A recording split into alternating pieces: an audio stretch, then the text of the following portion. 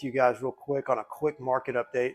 What we're seeing in the Dallas-Fort Worth market is obviously since May, we've had a little bit of a fluctuation in the market, and several different product types have either taken a step back or they've taken several steps forward. So as you know, a lot of the production builders have taken almost a pause right now to kind of figure out what the new normal is, because those rising interest rates have affected their sales. Obviously, construction has been affected. On the other hand, you've got multifamily groups and build for rent groups trudging forward, really trying to fill the gap as far as that middle market. As far as some of the custom home builders and the luxury builders, they can't crank those out fast enough. The luxury market really, with how many people are moving to the Dallas-Fort Worth area, there's not enough luxury product to go around. So really that's in high demand and low supply, right? So there's just a limited number of luxury product in and around Dallas-Fort Worth.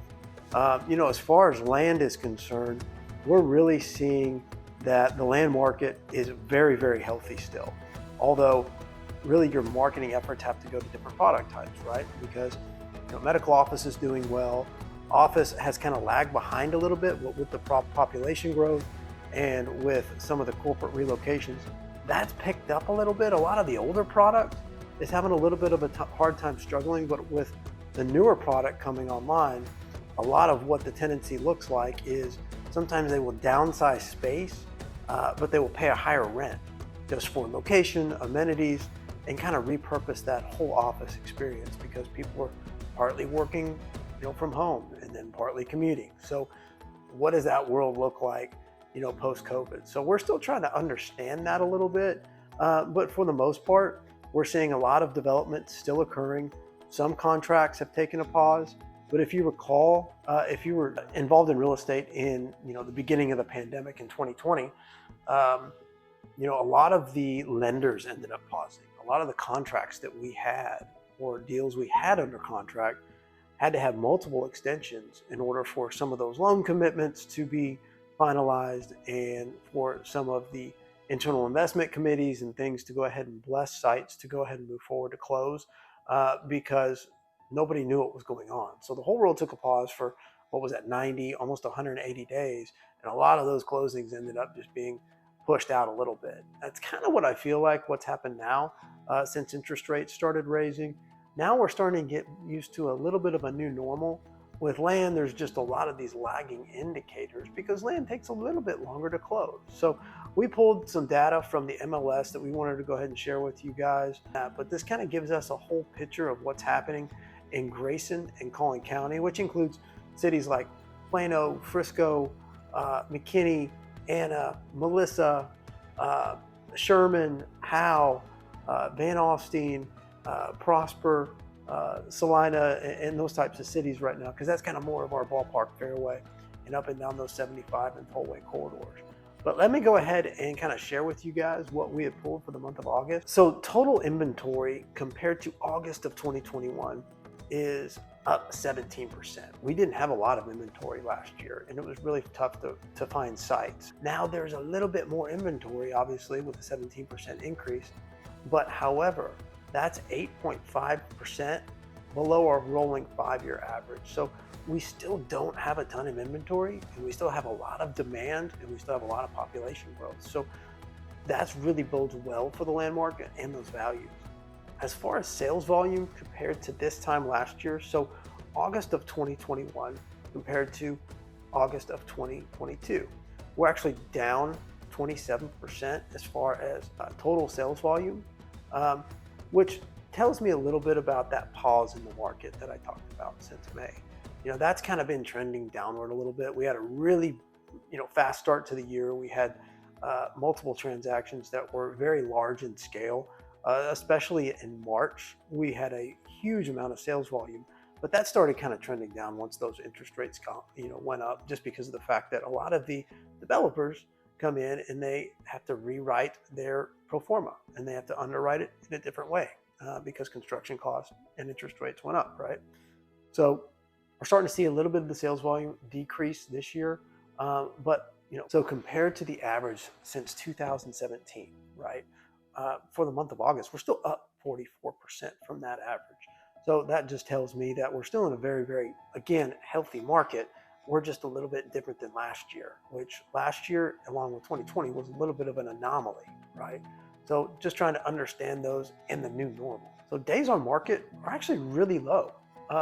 Last year was a little bit of a different year, right? But we're still at 88 days on market for a site, which is just several months.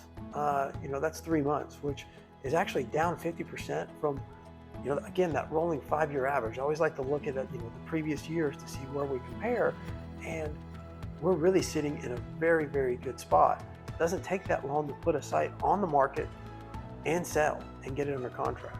But we're still a little bit up from last year, which is totally fine. We were very aggressive. There wasn't a lot of inventory. Things were going very quick. Now it's taking a little bit longer, but it's actually giving buyers a fighting chance to be able to pick up sites. So average list price, okay? So average list price for sites with 5+ acres in Grayson and Collin County is $1.6 million, okay?